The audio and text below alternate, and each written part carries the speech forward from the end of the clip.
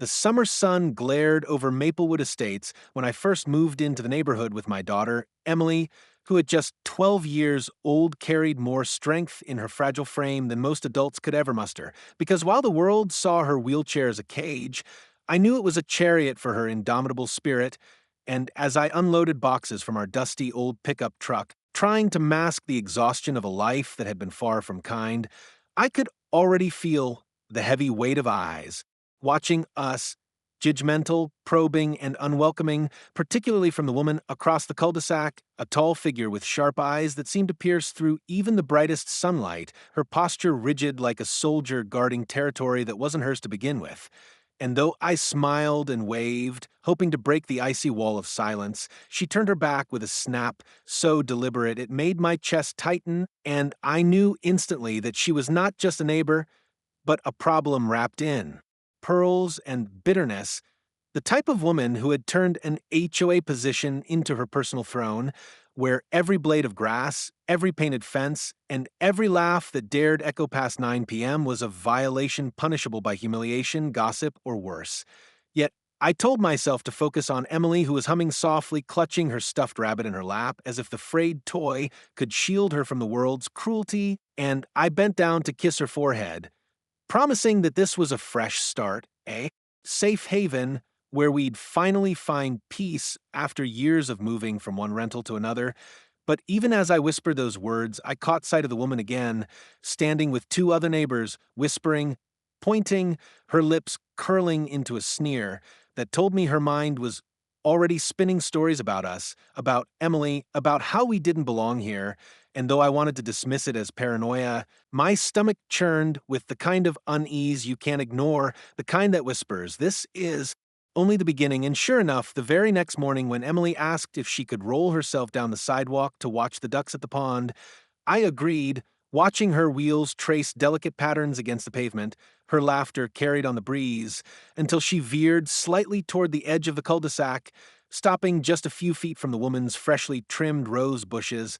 And before Emily could even blink, that woman stormed out of her porch, her voice shrill and venomous, shouting that Emily had no right to be near her yard, that crippled children should be kept out of sight, words so vile they froze me in place for a second before the rage erupted in my chest, and I rushed forward, shielding Emily, telling the woman firmly that she had no authority over where my daughter could roll her wheelchair. But she only smirked, crossing her arms like she had won some twisted battle, and hissed, "If she comes near my roses again, she'll regret it," before retreating back inside, slamming the door hard enough to rattle the porch railings, leaving me trembling with fury and fear, trying to calm Emily, who whispered, "Mom, I didn't mean to upset her," her voice breaking, and though I reassured her that none of this was her fault, deep down I knew the woman's threat wasn't empty, and as I tucked Emily into bed that night, stroking her hair as she drifted into uneasy sleep, I couldn't shake the image of that neighbor's cold eyes, burning with a hatred I couldn't yet understand, a hatred that felt dangerous, a hatred that promised this was only the first warning shot in a war I hadn't chosen, but was now forced to fight. And as the moonlight spilled across Emily's small, scarred hands gripping her stuffed rabbit, I silently vowed that no matter what came next, I would protect her with everything I had, though in the pit of my stomach I feared that the battle with that woman, the one the neighbors whispered about as Karen, was just beginning, and that she would stop at nothing until she left scars deeper than any we had yet endured. The next few days passed like walking on eggshells, each sunrise bringing a strange mixture of hope and dread. Because while Emily remained her cheerful self, insisting on drawing colorful pictures by the window and waving at the occasional kind neighbor who dared return her smile, I could feel the tension in the air thickening like a storm preparing to break, and sure enough, it wasn't long before the woman Karen chose her moment to strike again, this time in front of half the neighborhood. When Emily and I attended what was supposed to be a simple community gathering at the park organized by the HOA, a chance for families to mingle and children to play, yet from the moment we arrived, I could sense eyes turning toward us, whispers snaking through the crowd, and there was Karen, standing near the refreshments table like a queen guarding her castle, her lips stretched in a counterfeit smile that didn't reach her eyes, and as I wheeled Emily closer so she could join the other kids, decorating cupcakes, Karen suddenly raised her voice loud enough for everyone to hear. "Excuse me, but is it really appropriate to bring that here? This is supposed to be a family-friendly event." Her words dripping with venom as she gestured openly at Emily's wheelchair, and gasps rippled through the group, some neighbors shifting uncomfortably, others pretending not to hear. But Karen pressed on, saying that Emily's chair was blocking pathways, that liability issues could arise if she ran over someone's foot, and that perhaps children like her should stay home where it's safe. Words so cruel and calculated they struck me like a physical blow. And though my heart pounded with fury, I forced myself to stand tall, clutching Emily's trembling hand,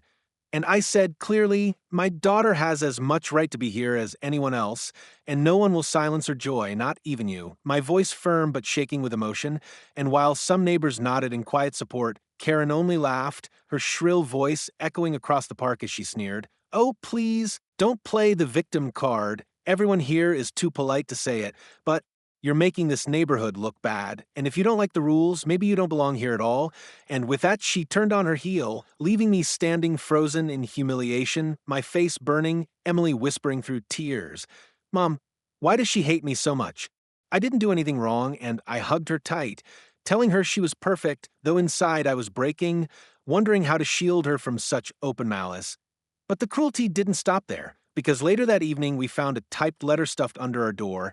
the HOA's official header stamped across the top, warning us about noncompliance with neighborhood standards, citing excessive noise, unsightly equipment left in driveways, clearly referring to Emily's wheelchair ramp, and threatening fines if we didn't correct these so-called violations. And though my hands shook as I read the words, I recognized Karen's fingerprints all over it, her influence in every phrase. And I realized she wasn't just a bitter neighbor, but a woman who wielded her power like a weapon, determined to drive us out no matter the cost. Yet what she didn't know was that while she sought to break us, her cruelty only strengthened my resolve, for I had endured worse storms before, and I had Emily to protect, a reason to fight harder than I ever thought possible. But even as I promised myself to stand firm, I couldn't shake the unease that this was only the beginning, because Karen's smug expression at the park haunted me, her words echoing in my head like a prophecy, and as I tucked Emily into bed that night, watching her fall asleep with silent tears drying on her cheeks, I whispered a vow into the darkness that no matter how vicious Karen became, no matter how far she pushed her poison into our lives, she would never succeed in tearing us apart, though deep down in the pit of my soul, I feared that she was already planning something far worse, something that would soon test the very limits of our endurance. And when I glanced out the window one last time before pulling the curtains closed, I saw her shadow on her porch, standing still, watching our house as if she were waiting, calculating, ready to strike. And in that chilling moment, I understood Karen wasn't just a bully, she was a predator, and she had just begun her hunt. It happened on a sweltering Saturday afternoon, the kind of day where the air itself felt heavy, and Emily had begged me to let her sit outside for a while, her wheelchair parked beneath the shade of the maple tree that stood tall at the edge of our yard, a book open in her lap as she traced the words with her delicate fingers, humming softly to herself. And I remember standing in the kitchen washing dishes, glancing out the window every few seconds just to see her smile, grateful for a rare moment of peace, when suddenly the tranquility shattered with a scream so sharp it ripped through me like a blade, and I dropped the plate in my hand, sprinting out the door, my heart hammering in terror, only to be met with the sight that would haunt me forever. Karen, standing at the edge of her porch holding an empty pot, steam still rising from its surface, and Emily thrashing in her chair, her small arms red and blistered as boiling water dripped from her skin, her cries of agony echoing through the cul-de-sac while neighbors peeked from behind curtains but didn't move, frozen in cowardice. And for a moment I couldn't breathe, couldn't think, only rage and horror coursed through me as I lunged forward, scooping Emily into my arms despite her screams of pain, her body trembling violently. And I shouted at Karen, "What have you done?" But she only sneered, tilting her head with an expression of sick satisfaction as she muttered, "I warned you she'd regret it," her voice cold, unrepentant and dripping with venom.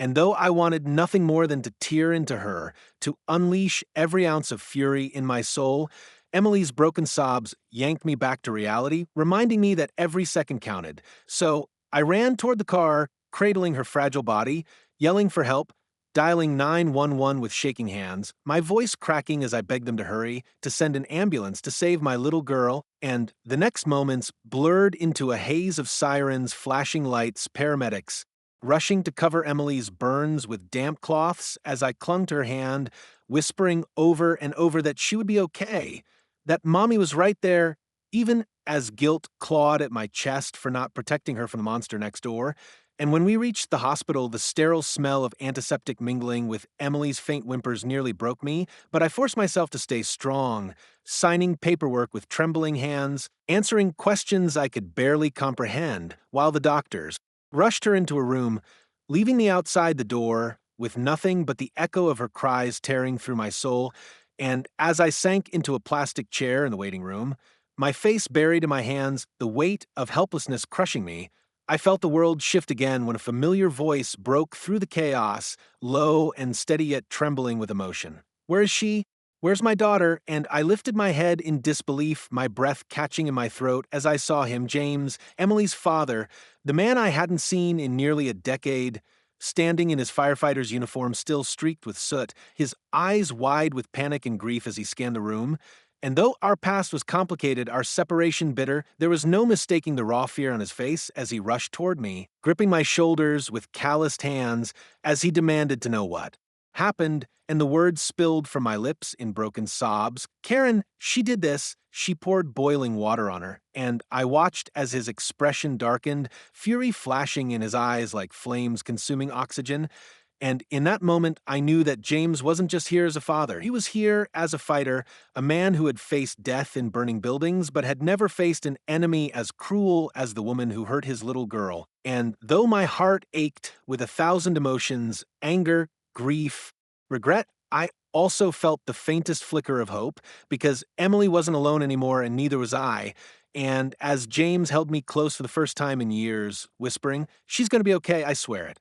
I realized that Karen had unleashed a storm she couldn't possibly contain, for she thought she'd broken us, but all she'd done was awaken the fire of a father who had returned just in time to fight for his daughter's life and for justice, no matter the cost. James stood in the sterile hallway of the burn unit like a storm contained in human form, his broad shoulders heaving as though the weight of what had just happened pressed down on him with merciless force. And while the years apart had weathered his face, carved new lines around his eyes, and roughened his once boyish features, the fire within him hadn't dimmed. It burned brighter, fiercer, like an inferno begging to be unleashed. And as we were finally allowed into Emily's room, the sight nearly unraveled him, because there she lay, her small frame dwarfed by white sheets, arms wrapped in gauze, cheeks streaked with dried tears.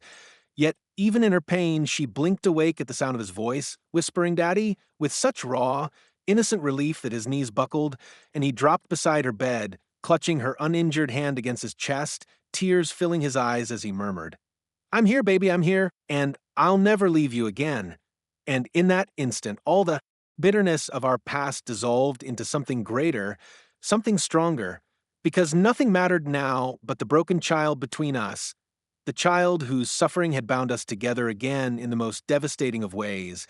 And while I tried to hide my trembling, James looked up at me with a fire in his gaze I hadn't seen in years, declaring she will pay for this, his voice low but thunderous, carrying a promise that chilled me to the bone. And though I feared what his anger might drive him to do,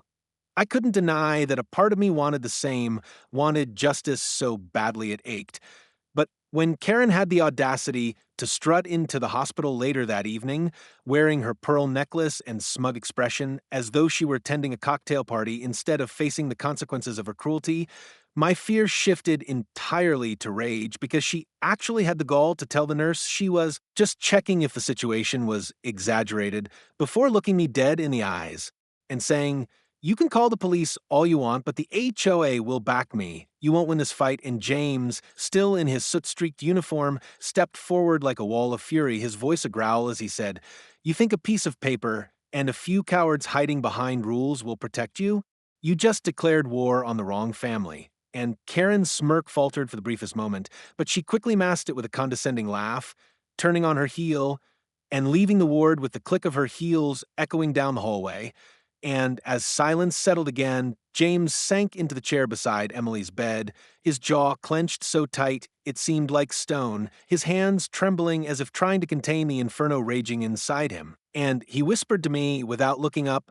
"I've run into burning buildings with less fear than what I feel right now. Because this isn't just fire, it's evil, and I won't stop until she's held accountable." And in the following days, as Emily began her slow and painful recovery, James spent every spare moment by her side, reading to her, singing softly when the pain made her cry. But at night, when the world grew quiet and I thought he was sleeping in the hospital chair, I caught him scribbling notes, making calls to old contacts in the fire department and even the police force, piecing together something far bigger than a plan for revenge. It was a strategy for justice, one only a man who had seen the worst of humanity could orchestrate. And though I was terrified of what he might uncover, terrified of what Karen might do next, I also felt a surge of strength knowing he was here, knowing Emily finally had her father's arms as her shield. Because Karen might have thought she'd broken us with her boiling water and her threats, but all she'd done was summon back the one man capable of fighting her fire with fire, a man who knew that sometimes the only way to put out an inferno was to become the blaze itself. And as I watched James kiss Emily's forehead one quiet night, whispering that he would never let anyone hurt her again, I realized that Karen had no idea what kind of storm she had awakened because she thought we were weak. But she had never faced a firefighter who had already stared death in the face and won. And this time he was fighting not for strangers, but for his little girl, and that made him unstoppable. The days that followed blurred into a relentless cycle of tending to Emily's recovery and watching James transform from a weary father into a man on a mission, a soldier preparing for war against an enemy who wore pearls and wielded HOA bylaws like weapons. And while Emily's burns slowly began to heal under the care of skilled nurses, James refused to sit idle, his firefighter instincts unwilling to let danger linger unchecked. So each morning, after ensuring Emily was comfortable, he would vanish for hours, returning with notebooks full of scribbled addresses, dates, and names, his eyes alight with a mix of fury and determination. And when I finally confronted him about what he was doing, he leaned across the hospital's plastic table and whispered, "Karen's done this before. Not the boiling water, but intimidation, harassment, threats, and she's been protected every time by that HOA board. But I'm going to dig until I find something that breaks her shield." And true to his word, he started talking to neighbors, not just the ones who avoided eye contact out of fear, but the few who carried the weight of their own silent grievances, like Mrs. Dalton from across the street, who whispered through her cracked front door that Karen had once ordered her to remove a wheelchair ramp for her visiting brother, threatening fines until she complied, or Mr. Hughes, the quiet widower, who admitted that Karen had reported him for eyesore gardening simply because his wife's memorial. Flowers didn't match the community's uniform rose bushes, and with each story, James pieced together a pattern of cruelty, a history of abuse cloaked under HOA rules. And while many were too afraid to come forward publicly, James promised them protection, leveraging his connections with old firefighting colleagues, and even a retired cop named Harris, who owed him a favor after James had once saved his nephew from house fire. And slowly the puzzle began to form. Karen wasn't just a tyrant. Neighbor, she was a tyrant with enablers, an HOA board so entangled in her influence that they covered for her misdeeds out of fear of lawsuits, public humiliation, or simple greed. Because James uncovered that she had a stranglehold on community finances, redirecting HOA funds into vanity projects that boosted her property value while penalizing anyone who dared defy her. And the deeper he dug, the more dangerous it became, because one night, when James returned to the hospital, his car window had been smashed, a note left on the driver's seat that read, "Stop digging, or next time it won't just be glass." And though I begged him to slow down, his jaw only clenched tighter, his voice steady as he said, "This is exactly why I can't stop, because she thinks she's untouchable." And while his courage filled me with both pride and fear, Emily's small voice one evening reminded me why he couldn't give up when she whispered weakly from her hospital bed, "Daddy, does she get to hurt more people? Is she going to get away with it?" And James, his hand engulfing hers, shook his head fiercely, tears welling in his eyes as he said, "Not while I'm breathing, baby girl, not while I'm breathing." And I knew then that this wasn't just about justice anymore. It was about redemption, about James proving to himself and to Emily that he could be the father she needed, the protector who had been absent for too long. And as the investigation grew, whispers began circulating around the neighborhood, emboldened voices finally daring to speak. And suddenly Karen's perfect empire started to crack, with anonymous letters appearing in mailboxes detailing HOA corruption, misused funds, and the countless lives she tormented, each revelation lighting a fuse beneath her throne of control. Yet she didn't crumble. Instead, she retaliated with renewed venom, filing bogus complaints against us, sending threatening emails, even standing outside the hospital one evening with a smug grin, as if daring us to confront her. And though her arrogance sent chills down my spine, James only tightened his grip on my hand and said, "She's getting desperate. That means we're close." And I believe him, though in the back of my mind I feared what Karen might do when cornered, because predators are most dangerous when they sense their power slipping. And when Harris called one night with information that Karen was planning something far worse than fines or letters, something that could put our lives at risk, James's eyes hardened like steel, and he whispered, "If she wants war, then she'll get it. But she doesn't realize she's about to face a firefighter who's walked through flames hotter than her hate and come out alive." And in that moment, I realized the battle had shifted from survival to justice. And though my fear clawed at me, I also felt a glimmer of hope because Karen had finally underestimated the wrong family. It was just past midnight when the call came in, James's old fire pager, buzzing against the nightstand in the tiny hospital room where he'd been dozing in a chair beside Emily. And though he hadn't officially been on active duty for months, the firehouse still kept him in their loop out of respect. And when he glanced at the screen, his eyes narrowed at the address flashing in urgent red, the very heart of Maplewood Estates, the block where Karen lived. And before I could even ask, he was already on his feet, pulling on his turnout coat, his expression grim as stone, and he muttered, "It's her house." And though my heart twisted in dread, I followed him out, the hospital's fluorescent lights fading behind us as sirens screamed in the distance.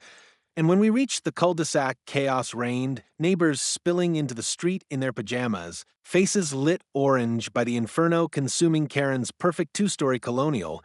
flames licking the night sky like a beast set free, smoke billowing thick enough to choke, and through the madness I could hear Karen's shrieks, not of authority or smug superiority this time, but of raw terror as she pounded at her upstairs window, trapped by the fire that spread faster than anyone could have imagined. And for a moment, the neighborhood seemed frozen in a twisted spectacle, the tyrant queen brought to her knees by the very element James had mastered his whole life. And while part of me thought this was poetic justice, James's instincts roared louder than vengeance, and before I could stop him, he snapped his helmet into place, grabbed his gear from the truck that had screeched onto the scene, and charged headfirst into the burning house, vanishing into the smoke as the crowd gasped, and time stretched into an eternity as I clutched Emily's stuffed rabbit in my shaking hands, praying he would come back, praying this wouldn't be the night she lost her father again. And then, through the blaze, I saw his silhouette re-emerge, staggering but strong, Karen slung over his shoulder, coughing and sputtering like a broken doll, her pearls blackened with soot, her arrogance stripped bare. And though the crowd erupted in cheers, James didn't bask in it. He laid her on the grass with a firefighter's precision, muttering orders to the EMTs, his face unreadable. And when Karen caught her breath enough to sneer weakly, "You should have let me burn," he leaned down, his voice low and cold as steel, and said, "That's not who I am. But make no mistake, you won't hurt anyone else again." And something in her eyes shifted, fear flickering where arrogance once lived, because she knew then that James wasn't just a rescuer, he was her reckoning. And as investigators swarmed the smoldering ruin, whispers began to surface that the fire hadn't been some random accident, but the result of Karen's own negligence. Illegal wiring to power the gaudy backyard lights she used to outshine her neighbors, a violation she had conveniently ignored while punishing others for smaller infractions. And when Harris, the retired cop, arrived on scene and began quietly collecting statements from emboldened neighbors who had finally found their voices in the glow of Karen's downfall, a dam seemed to break, story after story pouring out about her harassment, her threats, her manipulation of HOA funds, and while she sat on the curb wrapped in a blanket, her eyes hollow and darting, James stood tall, soot streaking his face like war paint, his arms crossed as if guarding the entire neighborhood. And in that moment, it became clear that the tide had turned, because Karen was no longer the untouchable queen of Maplewood. She was a criminal exposed by her own hubris. And though I still shook with the memory of what she had done to Emily, I felt a flicker of satisfaction knowing justice was finally within reach. But James wasn't done yet, because later, when the fire trucks pulled away and the cul-de-sac was left, in eerie silence, he turned to me, his eyes blazing not with exhaustion, but with resolve, and he said, "Saving her life doesn't absolve her sins. It just means she has to face them in the light of day. And I'll make damn sure she does." And as he took my hand, leading me back toward the hospital where Emily slept, I realized that what had just happened wasn't an ending, but a turning point. The moment when Karen's empire of intimidation crumbled into ash, and James, the firefighter who had once saved strangers from flames, now stood ready to save his own family from the fire of a woman's hate, armed not with hoses or axes, but with truth, justice, and a father's unbreakable will. The courthouse smelled of old wood and paper, a place where truth was supposed to outweigh lies, though as I sat in the second row clutching Emily's hand, I wasn't sure if justice ever truly worked that way. Because Karen sat only a few feet away, no longer draped in pearls and tailored dresses, but in a wrinkled gray suit that couldn't hide the hollowness etched into her face, her once proud posture wilted under the stares of a dozen neighbors who had finally found the courage to testify against her. And when the judge called the session to order, the air thickened with the weight of years of fear about to be set free, the prosecutor standing tall as he laid out every crime, her misuse of HOA funds, her intimidation campaigns, her threats, her cruel harassment, and finally the assault on a disabled child, my Emily, whose tiny hand trembled in mine as her name echoed across the courtroom like a wound torn open again. And though Karen tried to keep her head high, each witness chipped away at her armor. Mrs. Thompson shaking as she described the time Karen had fined her for planting flowers out of season, Harris the retired cop recounting how Karen had called him a washed-up-as-been when he warned her she wasn't above the law, neighbors detailing her threats, her fines, her lies. And then, when it seemed the tide couldn't turn any further, the prosecutor called Emily's name, and the room seemed to inhale at once, because everyone knew this wasn't just testimony. It was the voice of a child who had suffered the worst of Karen's wrath. And though my instinct was to shield her, James squeezed my shoulder and whispered, "She's stronger than both of us realize." And so I watched through tears as my daughter wheeled herself to the stand, her small figure dwarfed by the oak chair, her voice soft but steady as she told the jury how Karen had poured boiling water on her for crying, how the pain had seared her skin, and her heart, how she had thought she was going to die that day. And when Karen's lawyer tried to twist her words, Emily lifted her chin and said, "She hurt me because she thought I was weak, but I'm not weak anymore, and she can't hurt me or anyone else again." And the silence that followed was deafening, broken only when the jury foreman, after what felt like hours of deliberation, rose to his feet and declared Karen guilty on all counts, the words slamming into the air like a final gavel strike from heaven itself, and for the first time since this nightmare began, I exhaled fully, my lungs unclenching as if I had been underwater for years, while Karen's face crumpled into disbelief, her mouth opening to protest, but no words coming out as the bailiff clasped handcuffs around her wrists. Her empire of fear, reduced to nothing more than a headline waiting to be printed. And though part of me thought I'd feel triumphant, what I felt instead was a deep, aching release, like the closing of a wound that had bled too long. And as she was led past US, Karen paused just long enough to glare at James, whispering something venomous under her breath. But he didn't flinch, didn't look away, only bent down to Emily and said softly, "You see, baby girl? Monsters always fall." And in that moment, Emily smiled for the first time in months, a small, fragile smile, but one that glowed like sunlight breaking through storm clouds. And when we left the courthouse hand in hand, reporters shouting questions we ignored, neighbors rushing to thank James for saving not just Karen's life, but theirs too, I realized we weren't walking out as victims anymore. We were walking out as survivors, as a family reforged in fire and justice, stronger than the woman who tried to break us. And that night, as James tucked Emily into bed back at home, her bandaged arms peeking from her pajamas, she asked him, "Daddy, are you going back to fight fires?" And he kissed her forehead, whispering, "No, sweetheart, I'm done fighting fires out there. My job now is to keep the fire out of our lives." And though his words made me weep, they also soothed me because for the first time in so long, I believed we were safe. And as I watched him sit quietly beside her, until she drifted to sleep, the glow of the nightlight casting him in gentle amber, I knew this was our ending, not defined by pain or fear, but by a father who returned when we needed him most, a daughter who found her voice against cruelty,